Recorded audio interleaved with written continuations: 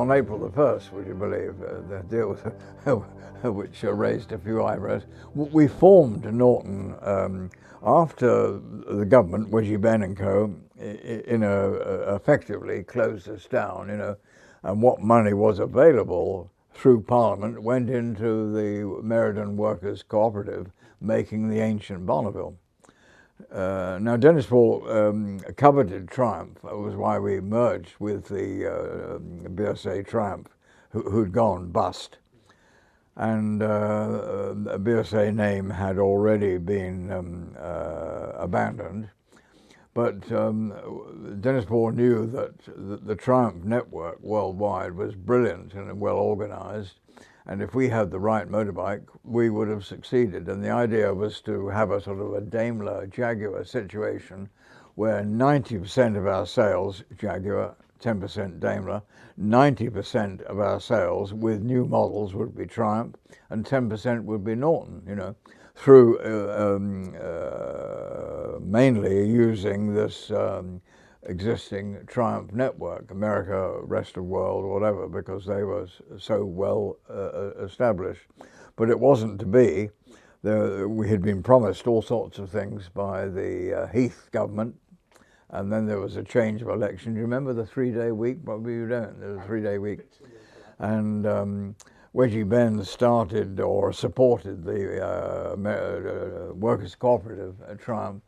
I'm not against workers' cooperatives, certainly not. And a lot of sincere people took a reduced wage to try and make it work, but they were making the wrong product.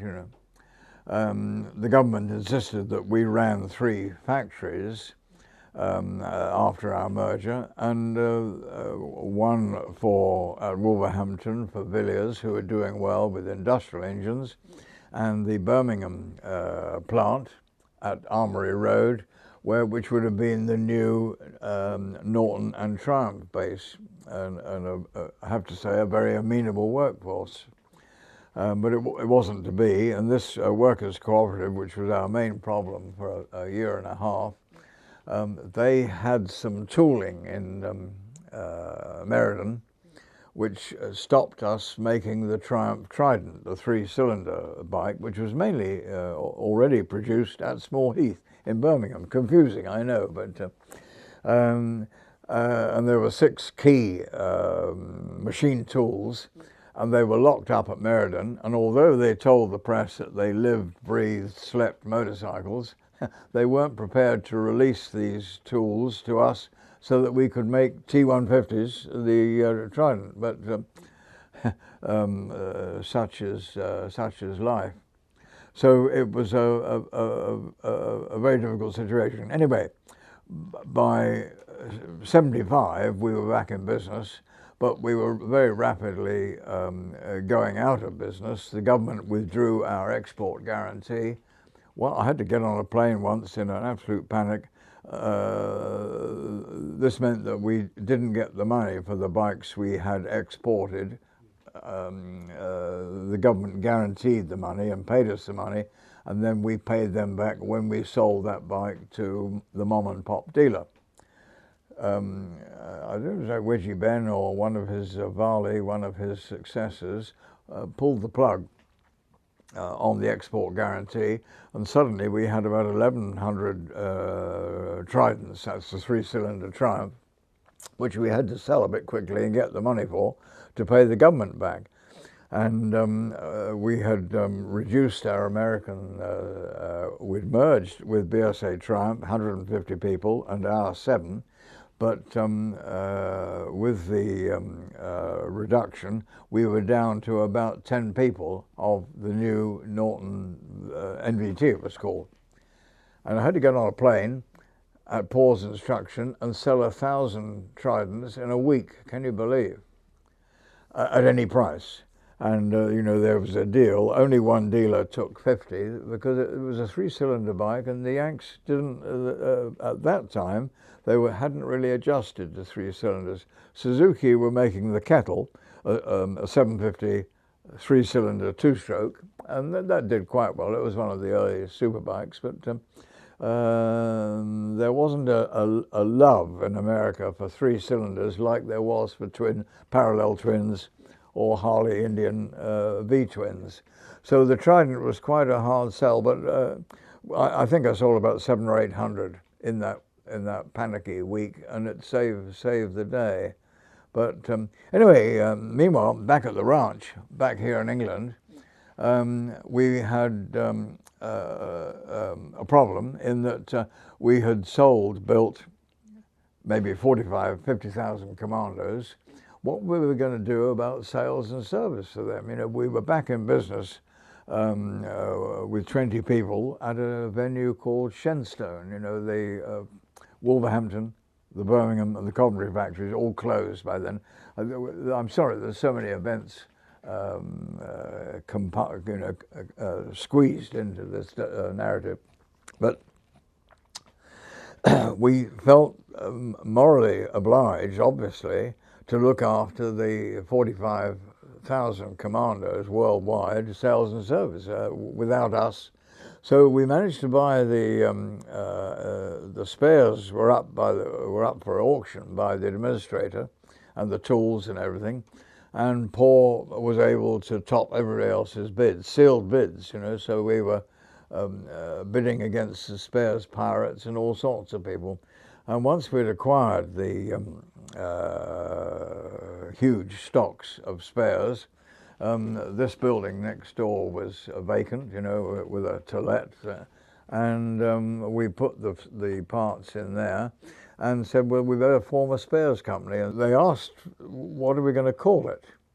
And I said, well, in America, every town has a Triumph or Norton, a Honda dealer, and you know, there'll be San Francisco Honda, or San Diego Yamaha, or Long Beach Triumph. They put the name of the town, village, city, and combine the bike, you know, and it would be Chicago Harley Davidson, and so on. And so I said, well, what's wrong with Andover Norton? And a few raised eyebrows, but anyway, that was how we started. And Dennis Poore, who was a super bloke to work for, incidentally, he bought a brand new Norton from Alec Bennett in 1928. So there was a great passion. Not people weren't aware of that, but so he had Norton, and he still had the bike in the late 70s. You know? So he had this great Poore, who was a famous Formula One racing driver and British hill climb champion. He was a kindred spirit for motorbikes.